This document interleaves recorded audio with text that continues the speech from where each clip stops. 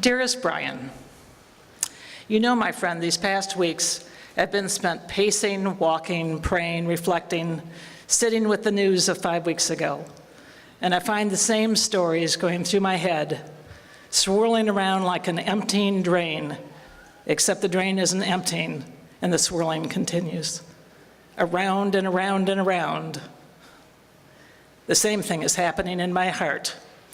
I find myself thinking about you and the beginning of our relationship, and the deep gratitude I have now and have always had for it. The times you spent with us on the farm are soothing salves right now. I am so glad that you and Peter met, and that he, along with Allison and your family, shared you with me willingly. You were 12. You were like so many little boys that age, like a puppy. Random, crazy, half-grown puppy. Arms and legs all over the place, barely able to control them. I remember watching you and smiling, thinking that it was a gift to see all of you guys on the beginning side of manhood. You were skinny, had thick glasses, and the most wonderful raspy laugh. That was the laugh that came from deep down inside of your toes. It made my heart smile, but I never did understand how a little chick like you could crow like a rooster. As we spent more and more time together, there were many things that I came to cherish in our relationship. Besides your make my hearts beam laughter, there was your sense of humor, on target, priceless, memory-making. Remember that Thanksgiving in 1979? You and Peter told me that you wanted to help me as you knew how much I had to do in order to get ready for the holiday feast.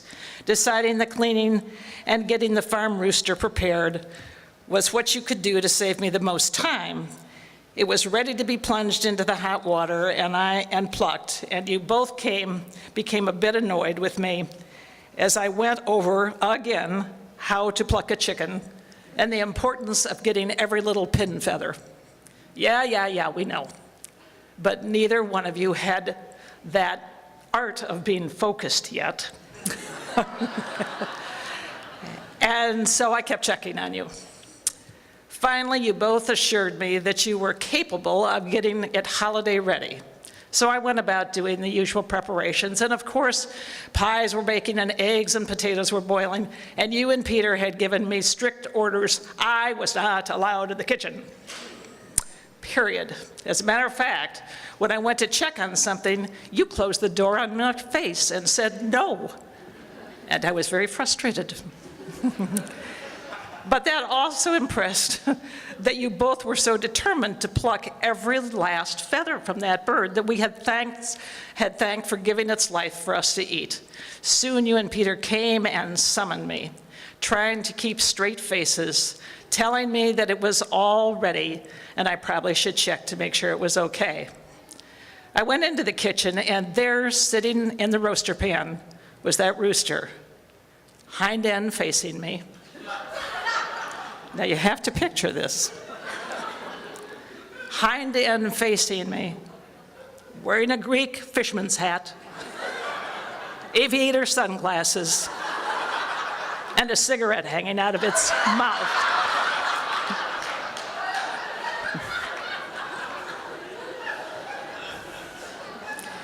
He looked every bit like some old codger I'd seen on a wharf at some point in time.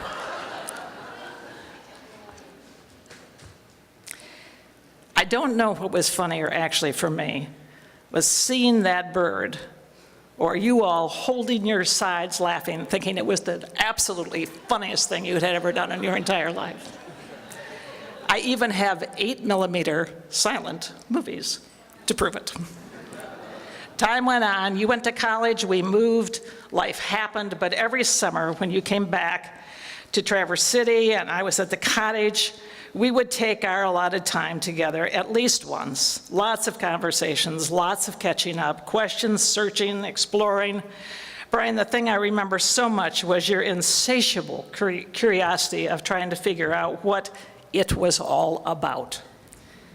It's not that others at that age aren't wondering about the same things, but you asked, is it this? Is it that? Do you feel that we are all here to be created to do something in particular? Does everyone have wounds that they carry in life? Is it important for us to keep the wounds with us, or should we work on letting them go? I shared this quote with you, and now it speaks to all of us who love you. We are not meant to stay wounded. We are supposed to move through our tragedies and challenges and to help each other move through the many painful episodes of our lives. By remaining stuck in the power of our wounds, we block our own transformations. We overlook the greater gifts inherent in our wounds, the strength to overcome them, and the lessons that we are meant to receive through them. Wounds are the means through which we enter the hearts of other people. They are meant to teach us to become compassionate and wise. We are all wounded, most of us in many ways. We look at our wounds and we learn to create positives from them. That's what you did, Brian. I read once something about the holes left, and forgive me because I really wish I could remember this quote completely, but by the holes left by our wounds is what makes our music for the world to hear. Not everyone could do that, Brian. I was so proud that you were finding your way, and then you made your way. One particular night stands out, about a dozen years ago or so. You were at the cottage and you asked if I had some time. Sure, yes, I do. Good, let's sit down.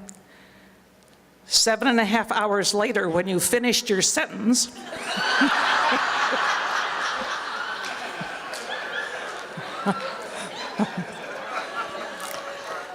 I think it was a turning point, a transition time. I'm going to figure it out, period of your life. One of those times when we ask questions and then answer them ourselves in various ways, trying to discern what we really believe and what we want to hold dear, sacred, and mostly true. You asked me what I thought. What I thought? About what? Oh, you know, everything I just talked about. I sighed and I said, well, the only thing I can tell you, Brian, is that don't make any big decisions if you have to pee. You laughed so hard, I thought you were going to fall off the couch. There are so many things that I admire about you, Brian. At one point, you asked me what I felt we were all here for, what was our purpose, what we were to do. My response certainly was not of any intellectual brilliance, I'm sure, but one you understood and took to heart. I said that as simple as it sounded, I felt that we were here to do three things: to learn, to teach, and to love.